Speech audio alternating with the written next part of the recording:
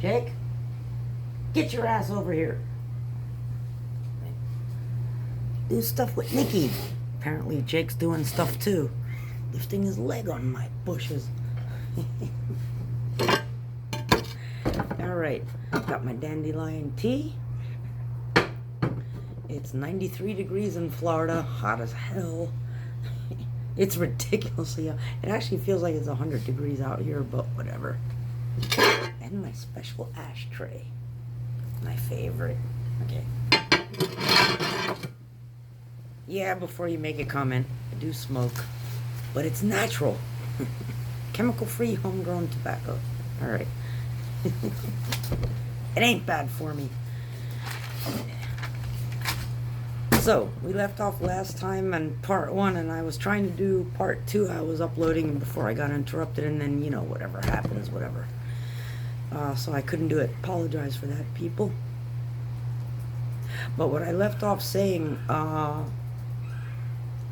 in the end of part 1 there is about, well, I know the whole, you know, using pesticides and fertilizers and everything on people's front lawns and gardens and all that stuff, particularly here in Florida, it's everywhere.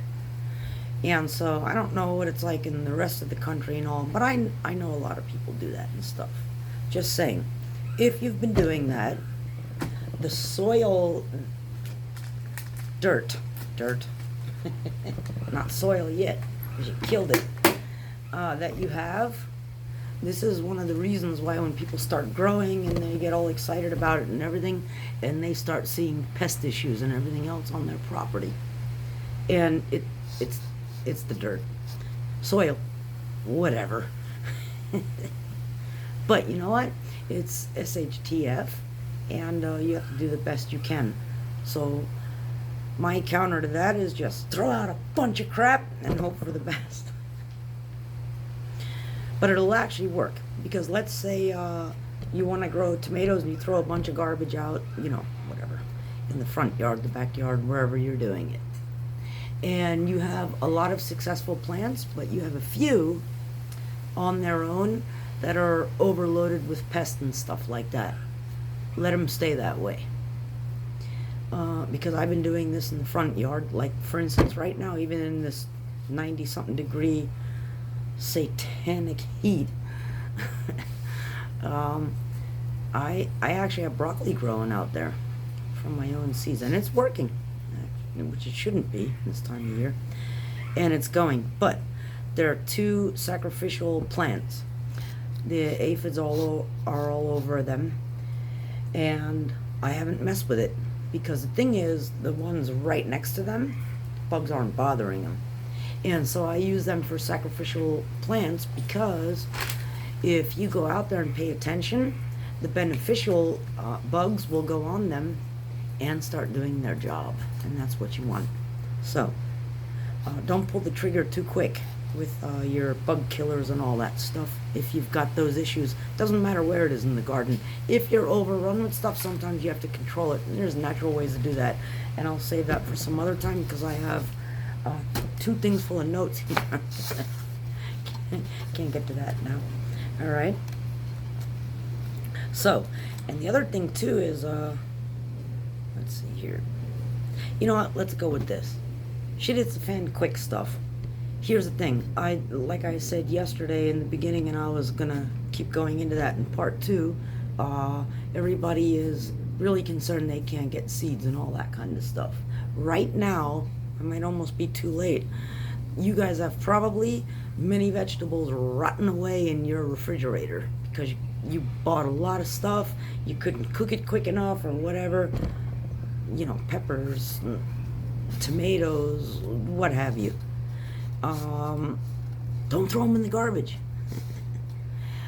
Peppers, for instance, if you've got, you know, a fridge full of bell peppers, whatever, from the supermarket I'm talking now. Now listen, this is not perfect, because a lot of people go, you only grow heirloom seeds and all that. No. This works perfectly fine for SHTF. You've got, you know, you got yourself a little bit of bell peppers, you know, that you've been keeping in the fridge. And they're going bad, and or they're not, and you're cutting them open to do a little stir fry for your family and what have you. Keep the seeds. Not the green ones. By the way, green, yellow, orange, and red, they're all the same peppers. They're just different stages of maturation for these vegetables. But anyway, the green ones you probably won't be able to germinate, just way too young. You can sometimes, but whatever. And in that case, if you do have green ones and they're getting a little funky, leave them on the counter. Put something over it so the bugs don't go all over it, and wait till it kind of turns a little bit, because they will. They'll turn colors when they ripen. And then wait for a while, take the seeds out, toss them in the dirt. They'll sprout quick. Peppers do, just like tomatoes. And so that's one of the vegetables some people go bad. Another one, and I got my table ready so I wouldn't forget. Everybody's stocked up on potatoes and all. Now in our climate, this happens. It looks like an alien. Right? Keep it in the pantry. It's not cool enough. And the potato's like, holy crap, I gotta start growing. Right, don't throw them out. This, new potatoes right here. Now this is a particularly big one. I got another one here. See him? Your potatoes have eyes. This is another one right here. Wait, let's see if I can get that in there. See these little dots? It hasn't sprouted yet. That's an eye. It hasn't turned into that yet, but it can. So if you want, like this one, I would probably really carefully take a knife and cut it in half. And this one I would throw the whole potato in the dirt. Don't throw them out. This is potatoes for you guys.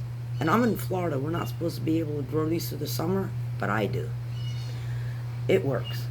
You just have to have enough of them in there and just let it rip. And the other thing is, don't overthink stuff. You're going to go in there, how do I grow potatoes and all? No. They're going to tell you, go in there and you got to put it just a few inches, and then when it starts sprouting, keep covering it with dirt and all that. I've done it both ways. It works both ways. You hill it, you don't hill it. That's what hilling is. You keep mounding it over with dirt. You know what? Take these, shove them in the ground deep, and then just forget about it. You don't have to hill it.